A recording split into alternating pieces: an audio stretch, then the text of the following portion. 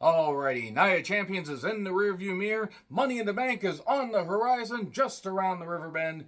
So in the meantime, and in between time, and everything, everywhere, every else time, I don't even know what I'm talking about. Let's talk about this show, shall we? I'm John Renton with my review WWE Raw from Albany, New York, and whoa. This is certainly a hot crowd. One of the hottest crowds they've had in the U.S. in quite a while. I can't say the show was perfect, but this is certainly a better edition of Raw than they have provided in, well, quite a while. Like, this, from beginning to end, at least had some good stuff. And some funny stuff. Even the stuff they tried to treat seriously, I was laughing at. I wonder if you can guess which particular segment I was both laughing and cringing at because of how fake it sounded. That's probably a bit of a tipping point. But that being said, some positivity here. Chic always positive. Nia Champion clips. I forgot that was 2 days ago. Genuinely, there has been a lot of wrestling that I have watched, and a lot of stuff I've been doing as far as work, and I've watched a bunch of movies, like 4 movies in a 24-hour period between Thursday afternoon and Friday morning. And yeah, a lot of work, not a lot of sleep. That's okay, it's all for fun. Rollins comes out, and he's in an outfit like if Zorro was going to take salsa dancing classes. He also had a tear right in his crotch, right in his groinal area, as it were. That had to be pointed out on Twitter, because of course Twitter's going to point out something like that. He was into it, getting the crowd all energized, and him coming through the crowd was kind of cool. Pyro and streamers, and whoa, he's thrilled to be the secondary champion. That's what it is, guys. I'm not discounting Seth Pheasant Rollins' work, but it's a secondary title. So he wants to fight. I think that's what he meant. He probably should have said at least some variation. If he wants to fight about 30 more times, I might have believed him. And here's Styles. Brand split. They explained it a little bit later, to be fair, but I did write that down. He congratulates him. And then here's Judgment Day. They say the usual stuff. Rhea looks fan-fucking-tastic. They booed Dominic, and then they laughed at the idea of Dominic becoming world champion. So that everybody watch Dominic win the Money in the Bank briefcase. He does just abolish the Money in the Bank briefcase, just saying that, because I thought Theory winning it last year was bad. Dominic winning it would be worse. So they're basically going to have a tag match later. I'm boiling it down because while this wasn't bad, these long talking segments, regardless of how, good the parts are involved, like even if it's the bloodline stuff and him and all that, these long talking segments is just to fill time, and it's kind of ridiculous. So Pierce is on the phone. Rollins and Styles, they want the match, so Pierce is trying to make the match happen. Apparently he's talking to Triple H because there's no GM on both shows. Ricochet against The Miz. Ricochet, by the way, by this point was in the ring for close to 10 minutes, I believe. He took on The Miz. 25 minutes in, and the bell for the first match rang, and look, I was actually a bit surprised by this because I didn't think they were going to put Ricochet in the match. They did. Miz did break out of Hurricanrana. I know, I was surprised too. It was alright. Ricochet won, hit a nice Asai DDT, and then the Shooting Star 1, 2, 3. And then we go to Trish. Looking great. With the thank you Trish gear and everything. Takes a break. Comes back. It felt like they were dubbing in the boos by this point. I'm not saying there weren't people booing her, but it just was so instantaneous.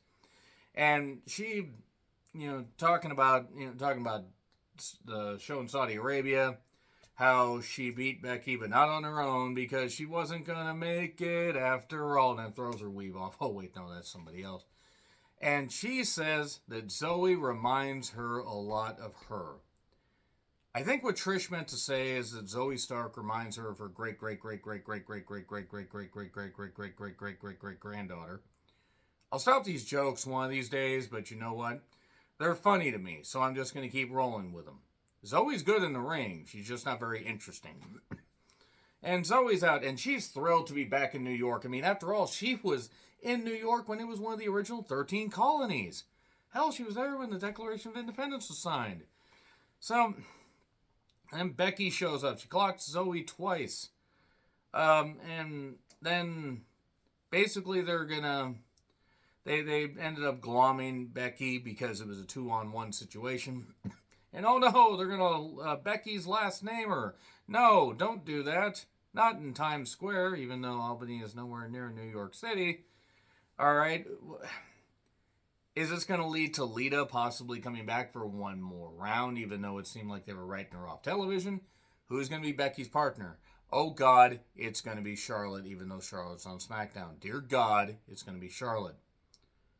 I mean, really, I'm genuinely curious who they're going to have team up. Like, who did they call it from NXT if they could have team with Becky that would actually matter? I'm asking here. But Zoe, it was nice that Zoe could team up with the person that she was there in attendance to see when she was a 40-year veteran. She got to see Trish Stratus's WWE TV debut. I will stop these jokes one day, but I can't.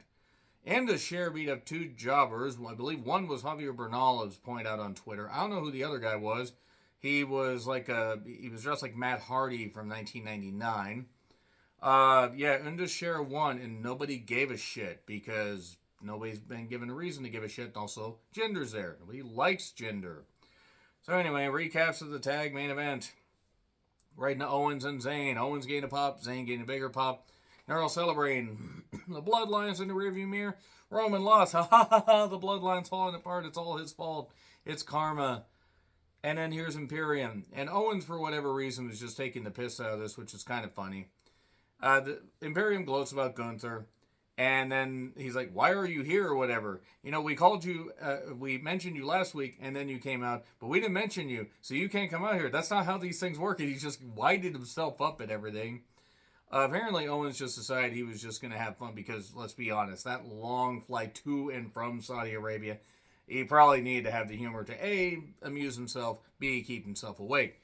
So, then, basically, Riddle got brought into it because it was mentioned about the six-man tag that they did. No, Riddle is an embarrassment, and you guys are embarrassing as tag team champions.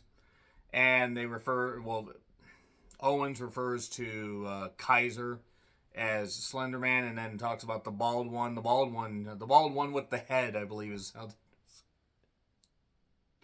This was pretty good stuff, actually, because let's be honest, and Kaiser and Vinci, they're really good talents. They're a really good team. They always lose, though, so they are punching bags. Gunther was just standing there, not doing anything. And then Alpha Academy and Maxine show up, so now it's automatically shit because this whole trio's a joke. But they are going to have a match against Imperium. And Owen says, say the word that you say really funny. It always makes me chuckle. And then he says, thank you. And then he's like, ha, you know. So, Katana and Caden are coming to Raw. There is no height requirement on Raw. I kid, of course.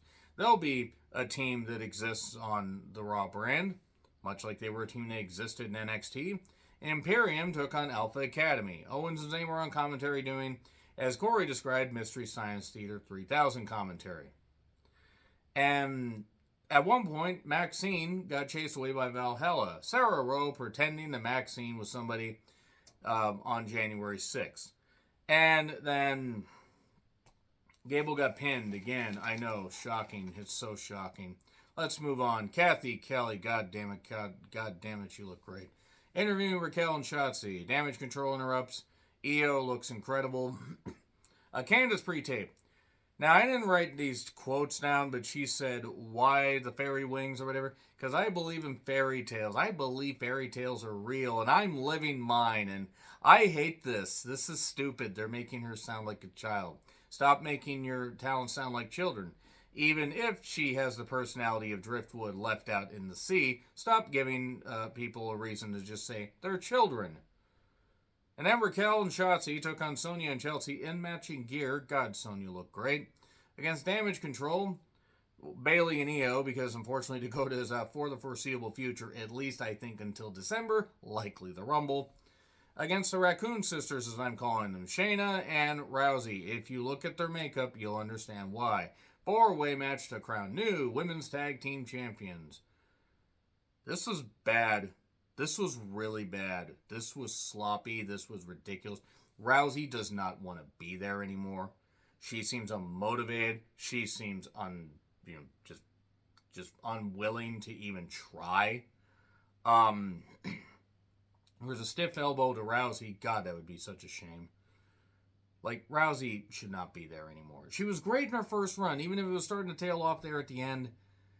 Ever since her comeback, the Rumble last year and doing all that, it's not good. It's not good. I'm sorry. It's not working. And then it got messy. It got really goddamn messy. Shotzi tried to dive. Ronda clearly moving out of the way, catching her in the armbar, tapping her out. New tag team champions. Shayna, a 3-time women's tag team champion. Teamed up with Nia Jax at one point. Shayna having to shoulder the goddamn... No wonder Shayna got injured, because she was having to carry the sack of shit that is Nia Jax. Don't you dare bring Nia Jax back. Nobody wants Nia Jax back. Maybe if she realizes that her superior immune system didn't prevent her Twizzler ACLs from just melting away and snapping, and if she actually decided to realize that science is real and that she's an idiot, a brain parasite possessing idiot, then maybe I might, but no, I won't. She's injury prone. She loves to injure people. New tag team champions, though. And then Pyro for these two. Pyro for Shayna, I'm all for. Pyro for Ronda, she ain't earned it. So, the forecast calls for internet tears tonight, says Corey Graves. Should we bring up the Punk tweets? Should we bring up the fact that he decides to target people at times for simply critiquing his commentary that is abysmal at best and phony at worst? Certain people, he loves to target women. He won't target guys, though, for some reason. Almost like he wants to have a certain power over women, or almost like he's a fucking idiot. There is a particular person that knows who I'm talking about. A person that I consider a very good friend that was targeted by Corey for absolutely no reason. And let me just say right now that Corey's a goddamn idiot. And good luck with your kid. Hopefully you'll stick with this wife longer than you stuck with the other one. So anyway, yeah, the Punk tweets. Remember when he said, oh, you shouldn't have abandoned your friends, the people that stuck by you even when we weren't supposed to. And yeah, some friend you are. Discount dime store CM Punk. So anyway, then J.D. McTuna, the Easter Island statue possessing fucker, took on Ziggler, and it ended in a double countout, and there were steps involved in why. Why are they trying to make McTuna seem so dominant? I don't get it. This is where the show, just to me, kind of hit the proverbial valley. So, recaps of Bork and Cody. Whoa, Cody's out in a sling to gain sympathy. I have so much sympathy for him. No, I don't, because he's phony. He's fake. I don't buy what he's saying. People do, that's fine. They're going to anoint him the guy at Mania 40. Of course, we did say they were going to anoint him as the guy at Mania 39, but they're going to build the chase because it worked out for Dusty. Except here's the thing, Dusty is Dusty. Guess who Cody ain't? Ain't his dad. I will carry this vendetta to the goddamn grave. Maybe not that far. Because I don't think I'm going to be reviewing this stuff that long. I don't think Cody's going to be wrestling that long. Meaning it's like, 15, 20 years from now? No. He's so insincere, fake. But people are eating it up, and that's fine. If you guys like this, it's okay. It's bullshit, though. It's rehearsed. It's workshopped. I'm offering an open challenge to Brock Lesnar. And if you don't face me, then you're afraid of Cody Rhodes. You passed out from the pain because you didn't want to pass out, or you want to tap out. It's not good. I'm sorry. This is more manufactured than Luger in 93. So anyway, yes, the crowd is into him. The crowd would also be into a goddamn turnip going out there and talking. Because that'd be kind of interesting. Watching a turnip talk. So, maybe he'd be doing music. Maybe he'd be a DJ. Be turn up the beat. Let's move on from these bad puns. Kathy with Riddle. Run, Kathy! And he mentioned something about winning the Money in the Bank briefcase. Gunther shows him and says, hey, if you win that, you should try cashing in on me so I can humiliate you. You know, that happened last year with Theory cashing in on the U.S. title. Let me say this. If Riddle wins the Money in the Bank, that's stupid. Not as stupid as Dominic Wayne, but still stupid. If he cashes in on Gunther and loses, fine. If he cashes in on Gunther and wins, that's stupid. Because Gunther should be the champion until he breaks the record. After that, do whatever. Gunther deserves a record. Riddle really should not be competing for any championships or any high-level main event spots or anything. Because I don't care how good he is in the ring, he's a goof. So, Kathy is with Rousey and Shayna. This is going to be brutal. This is not going to help the women's tag division. The women's tag division in both companies, or in both brands, because I count Raw and SmackDown having one championship, and you have Alba and Isla as the NXT women's champions, so they're going to defend them unless they're going to unify them, and this isn't going to help. This isn't going to help at all. Katana and Kaden as champions, please. So anyway, Rousey, every time she cuts a promo, I just think, what does she expect me to do? Cut off my hair and wash her feet with it? Who is Luis da Silva Jr.? I don't know who he is. They said he was from Fast X. Okay. Did he direct it? Was he the key grip? Who is he? So anyway, Nakamura took on Here Comes Bronson. Now he's going down to Emmett's Picture Shop to fix Shinsuke. Could have worked on that joke there. Could have workshopped that. Money in the Bank qualifier. This is different. I'll say that much. I would have liked to have seen this in a New Japan ring just to get more time. But it's power versus skill. Nakamura having to hit and run. Bronson just overpowering him. Did miss the tsunami, and then like about 14,000 knees. Actually, it was 4. It was 1 from the back, 1 that caught him flush, 1 on the outside, round the outside, and then 1 back inside. 1, 2, 3, and Nakamura won. Probably good to not have Reed in a ladder match, because I know that he was in one. I believe it was a North American Championship match in, was it August of 21? Something? I'm trying to remember. I'm genuinely trying to remember. Was it August of 2020 or 2021?